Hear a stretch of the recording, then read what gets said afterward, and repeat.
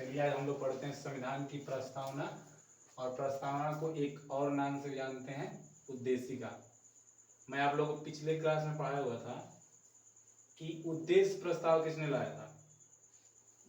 पंडित जवाहरलाल नेहरू ने। पंडित जवाहरलाल नेहरू ने कब लाया था?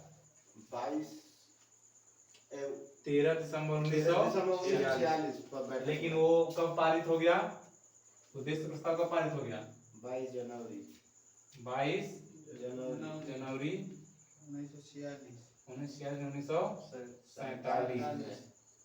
यहाँ पे उद्देश्य प्रस्ताव पारित हो गया और वही उद्देश्य प्रस्ताव भारत में के संविधान में प्रस्तावना के रूप में शामिल किया गया। ठीक ना?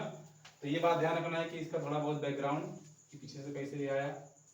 एक बार इसको पढ़ लेते हैं सभी लोग पूरा, उसके बाद जो जो इम्पोर्टेंट बात जो याद करना है मैं आपको लोग बता दूंगा। ठीक, जैसे कह रहा है कि हम भारत के लोग, we the people of India, भारत को एक संपूर्ण प्रभुत्व संपन्न, समाजवादी, पंथ निरपेक्ष, लोकतांत्रिक गणराज्य बनाने के लिए तथा उसके समस्त नागरिकों को सामाजिक, आर्थिक और राजनीतिक न्याय, विचार, अभिव्यक्ति, विश्वास, धर्म तथा उपासना।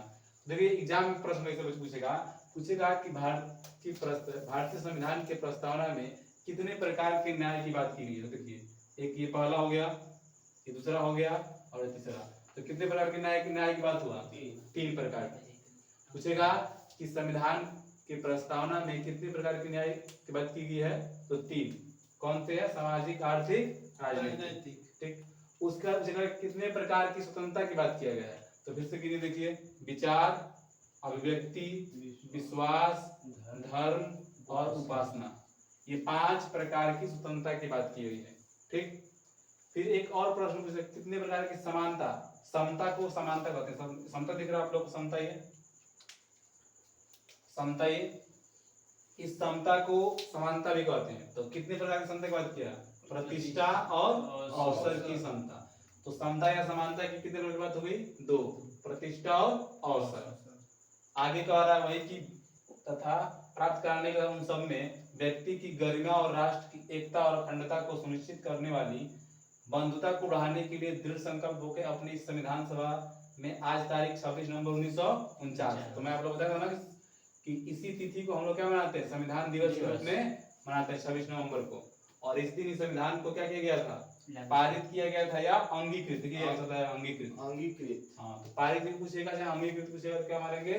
26 नवंबर 1949। लेकिन पूछेगा कब लागू हुआ था? 26 जनवरी 1950। अभी तक हम लोग क्या सीखे हैं कि कितने प्रकार के न्याय की बात? 3 प्रकार की, सामाजिक, आर्थिक और राजनीतिक। और कितने प्रकार की स्वतंत्रता की बात किया? 5 प्रकार की, विचार, अभिव्यक्ति, विश्वास, धर्म और उपासना। ठीक, और कितने प्रकार की समानता की बात किया? 2 प्रकार की। एक और महत्वपूर्ण बात हम लोग जानना है। अब देखिए इस संविधान की प्रस्तावना में एक बार संशोधन किया गया है, तो पूछता है कि किस संविधान संशोधन द्वारा इसमें कौन कौन से शब्द को जोड़ा गया है। जैसे 42वां संविधान संशोधन, 42वां संविधान संशोधन कब हुआ था? 1976 में हुआ था। 1976 में इसके द्वारा संविधान के प्रस्तावना में कुछ शब्द को जोड़े गए। उस शब्द को याद करना है। आप सब लोग जानते हैं कि हमारे उत्तर प्रदेश में एक बीजेपी पार्टी थोड़ा मजबूत है और बीजेपी के अलावा एक और कौन सी पार्टी मजबूत है? सपा, समाजवादी, सपा। तो उसको सपा पता लगना है, आप लोग को सपा याद रखना है। सपा, SPA, सपा।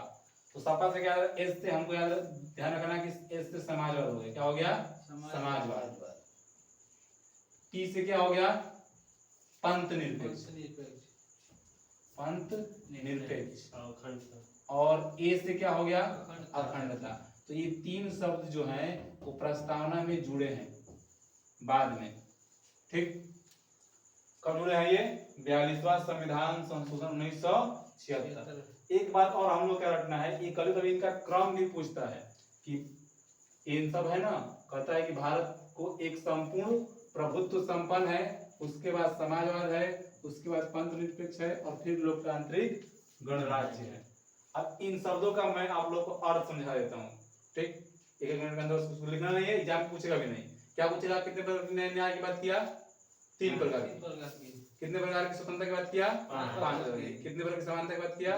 2 प्रकार की। बस इनका नाम में ध्यान रखना है कि सामाजिक, आर्थिक, राजनीतिक न्याय, विचार और व्यक्ति विश्वास, धर्म और उपासना की स्वतंत्रता, और प्रतिष्ठा और अवसर। समानता ध्यान रखना है कि प्रतिष्ठा और अवसर। प्रतिष्ठा का मतलब व्यक्ति की गरिमा, ठीक ना, और अवसर का मतलब उसको मौका मिलना चाहिए। अभी प्रभुत्व संपन्न का मतलब क्या होता है? प्रभुत्व संपन्न का मतलब ये होता है कि जो हमारा देश है वो उसके ऊपर किसी अन्य देश का नियंत्रण नहीं है। ये पूर्ण रूप से क्या है? स्वतंत्र है। शुद्ध भाषा में कहा जाता है जो आंतरिक और बाह्य रूप से क्या हो? स्वतंत्र हो, तो उसे कहते हैं प्रभुत्व संपन्न। समाजवाद का मतलब क्या हो? जो जनता के अंदर, जो समाज के अंदर कल्याण की भावना को लेकर आए, ठीक ना, कल्याण करने के लिए, लोग कल्याण के लिए आए, उसे कहेंगे समाजवाद। जनरली किसकी बात करेगा? ये समानता की बात करेगा समाज में। पंथ निरपेक्ष क्या होता है? पंथ निरपेक्ष या धर्म निरपेक्ष। पंथ निरपेक्ष क्या कहते हैं? धर्म निरपेक्ष। सेकुलर, एक बात आप लोग सुनते हैं कि भारत एक सेकुलर कंट्री है, ठीक ना, सेकुलर बार अंग्रेजी शब्द आता है, तो वो यही है पंथ निरपेक्ष। कहने का मतलब है कि हमारे देश का कोई धर्म नहीं होगा, धर्म व्यक्तियों का होगा, हमारे देश कोई धर्म नहीं है, ठीक ना। पंथ निरपेक्ष मतलब क्या होगा? कि हमारे देश का कोई धर्म नहीं होगा, धर्म किसका होगा? व्यक्तियों का होगा। यानी हमारे देश यहाँ तो मुस्लिम राष्ट्र है, ना हिंदू राष्ट्र है, ना सिख राष्ट्र है, ठीक ना।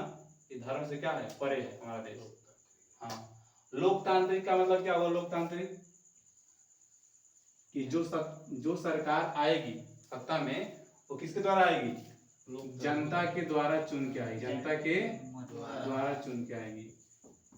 लोकतांत्रिक का मतलब क्या होगा? कि जो सरकार चुनेगी, मान लीजिए कि मोदी जिस समय है पीएम है, तो इनडायरेक्टली जनता के द्वारा ही चुने गए हैं ना, तो ये लोकतांत्रिक सिस्टम है, ठीक ना, राजतंत्र नहीं है। उसके बाद एक और शब्द है गणराज्य, जिसका मीनिंग बहुत ज्यादा पूछता है। गणराज्य थोड़ा सा हम इधर ले लेते हैं ताकि समझ में आप लोग को। गणराज्य के क्या मीनिंग होता है? गणराज्य कोई बताएगा? अच्छा, हम लोग गणतंत्र दिवस मनाते हैं, कब मनाते हैं? जनवरी 1950 को मनाते हैं गणतंत्र दिवस। तो कभी मन में आया कि हम गणतंत्र दिवस क्यों मनाते हैं? गणतंत्र का मीनिंग क्या होगा? गणतंत्र का सही मीनिंग क्या है? गणतंत्र का यानी ये जो गणराज्य है, इसका सही मीनिंग क्या है?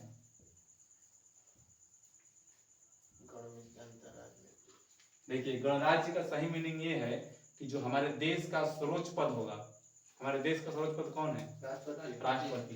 यानी हमारे जो देश का सर्वोच्च पद होगा राष्ट्रपति, वो वंशानुगत नहीं होगा, वो वंशानुगत नहीं होगा। कहने का मतलब क्या हुआ कि आप ब्रिटेन में देख लीजिए, ब्रिटेन में जो राष्ट्रपति का पद वहां पे कौन है? क्राउन होता है, क्राउन।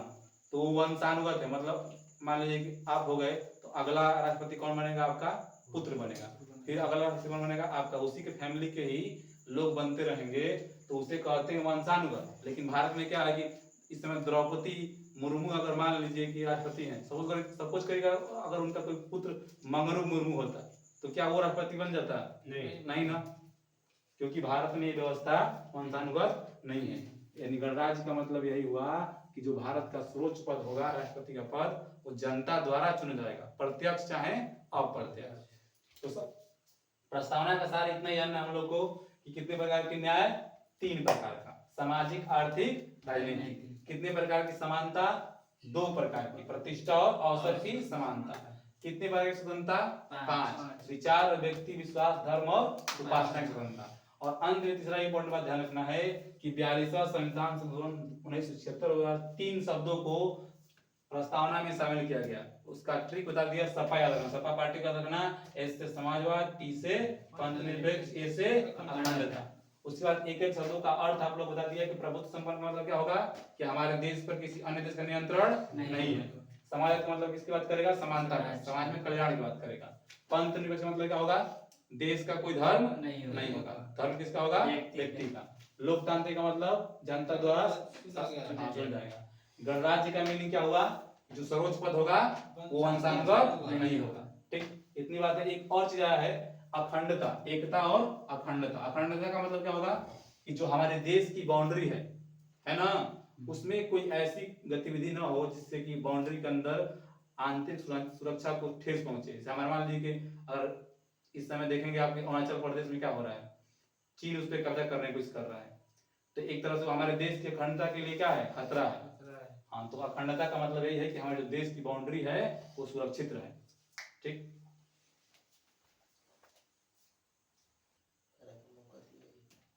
एक बात और ध्यान रखिएगा आप लोग कि जो संविधान की प्रस्तावना हो उसको एक प्रमुख व्यक्ति थे N.A.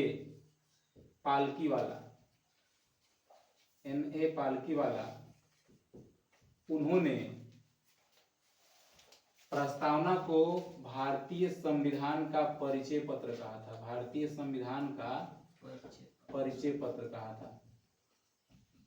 भारतीय संविधान का परिचय पत्र था। ये पूछता है कि किस व्यक्ति ने भारतीय प्रस्तावना को परिचय पत्र कहा है, तो ध्यान रखना कौन थे, पालकीवाला।